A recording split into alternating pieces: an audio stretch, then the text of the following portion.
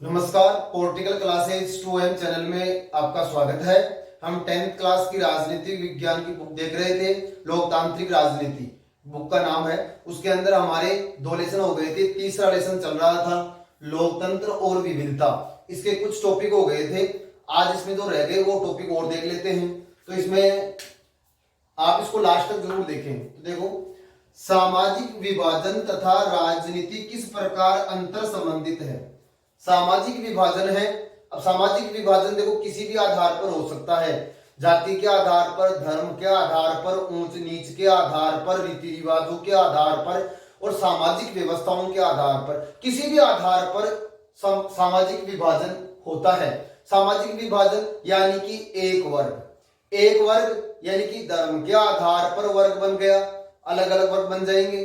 जाति के आधार पर अलग अलग वर्ग बन जाएंगे, भाषा के आधार पर अलग अलग वर्ग बन जाएंगे। तो क्या हो गया? सामाजिक विभाजन। सामाजिक विभाजन जहां पर भी शब्द आए तो इसका मतलब जाति, धर्म, भाषा, लिंग, संप्रदाय, वेशभूषा, खान पान, क्षेत्र, रीति रिवाज, परंपराएं, इनका प्रभाव है और अमीर गरीब का प्रभाव है। तो इसके आधार पर सामाजिक विभाजन होता है और उससे राजनीति किस प्रकार अंतर संबंधित है।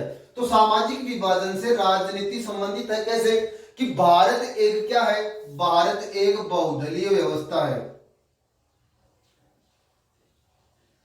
भारत में एक क्या है? बहुदलीय व्यवस्था, यानी कि एक से अधिक पार्टियों को चुनाव लड़ने और सरकार बनाने का अधिकार होता हो, उसको बोलते हैं बहुदलीय व्यवस्था। तो भारत एक बहुदलीय व्यवस्था है और बहुदलीय व्यवस्था है तो राजनीतिक पार्टियां कौन? राजनीतिक पार्टियां चुनाव जीतने के लिए अलग अलग वर्गों का क्या लेते हैं? पक्ष लेते हैं, या कह दें कि समूह है, वर्ग कह दो या समूहों का पक्ष लेते हैं और उनसे वादे करते हैं और चुनाव जीतते हैं और सरकार बनाते हैं। तो इसलिए हम ये कह सकते हैं कि सामाजिक विभाजनों से किसका संबंध है? राजनीति का संबंध है। क्या बताया मैंने? कि भारत एक बहुदलीय व्यवस्था है। बहुदलीय व्यवस्था वह व्यवस्था जिसके अंदर चुनाव लड़ने और सरकार बनाने का अधिकार एक से अधिक पार्टियों के पास हो, तो बहुदलीय व्यवस्था। अब बहुदलीय व्यवस्था है तो राजनीतिक पार्टियां हैं और राजनीतिक पार्टियां बहुमत प्राप्त करने के लिए और जीत प्राप्त करने के लिए, सरकार का गठन करने के लिए इन वर्गों का और समूहों का, किसका? सामाजिक जो विभाजन हुआ है, इन वर्गों का, समूहों का क्या लेते हैं? पक्ष लेते हैं और पक्ष लेकर उनसे वादे करते हैं और चुनाव जीतते हैं और सरकार का निर्माण करते हैं। इसलिए हम ये कह सकते हैं कि सामाजिक विभाजन से संबंध किसका पाया जाता है? राजनीति का। अब इसको लिखना कैसे है वो मैं बताता हूं आपको।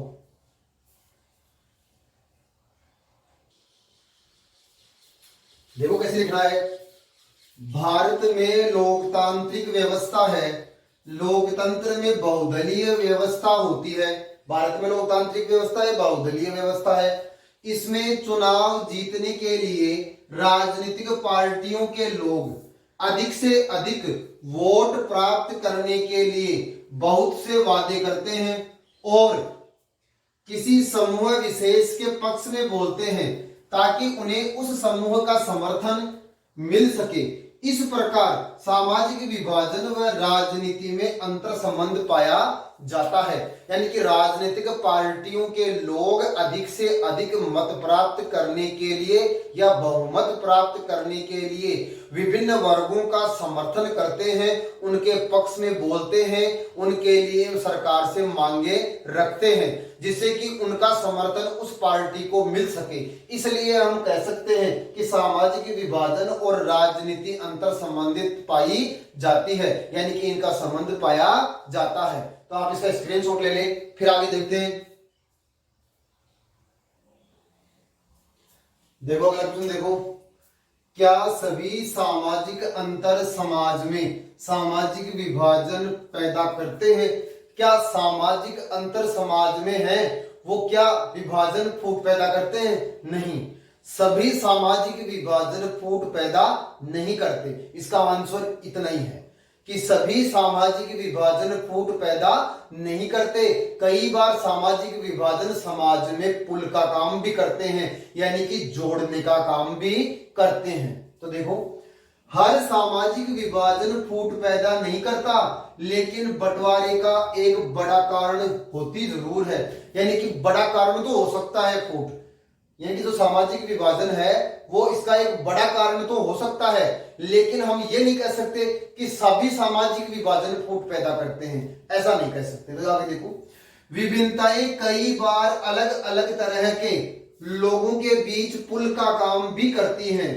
लोग अपने समूह की सीमाओं से परे भी समानताओं और असमानताओं का अनुभव करते हैं। कहने का मतलब यह है कि जो सामाजिक समूह है, एक समूह के जो लोग हैं वो जरूरी नहीं कि उस समूह के बाहर के जो वातावरण है, यानी कि दूसरे जो समूह के लोग हैं वहां पर समानताओं असमानताओं का अनुभव नहीं करता हो। हर समाज का व्यक्ति समाज के अंदर और समाज के बाहर दोनों परिस्थितियों के अंदर समानता और असमानता का अनुभव करता है। इसलिए हम ये नहीं कह सकते कि हर सामाजिक अंतर है वो फूट पैदा करता है, ऐसा नहीं कह सकते। अगला देखो, किस प्रकार सामाजिक अंतरों से लोकतंत्र सुदृढ़ होता है। सामाजिक अंतर है और सामाजिक अंतरों से लोकतंत्र मजबूत होता है, ऐसा कैसे? तो ऐसा इसलिए है कि सामाजिक समूह बन जाते हैं। हर सामाजिक समूह अपने समूहों की आवश्यकताओं की पूर्ति के लिए सरकार के सामने अपनी मांगे रखते हैं।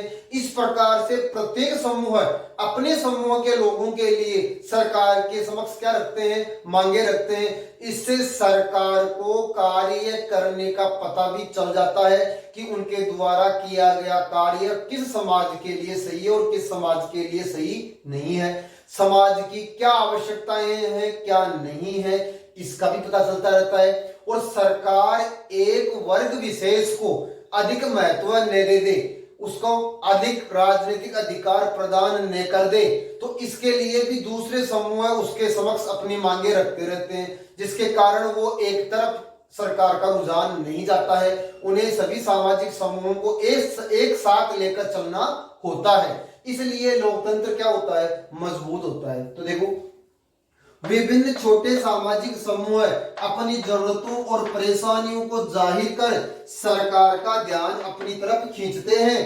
सामाजिक विभिन्नताओं की यह अभिव्यक्ति ऐसे विभाजनों के बीच संतुलन पैदा कर लोकतंत्र को मजबूत बनाती है। यानी जो छोटे छोटे सामाजिक समूह हैं वो सरकार के समक्ष मांगे रखते रहते हैं, अपनी परेशानियां रखते रहते हैं, जिसके कारण सरकार का ध्यान उनकी तरफ जाता है।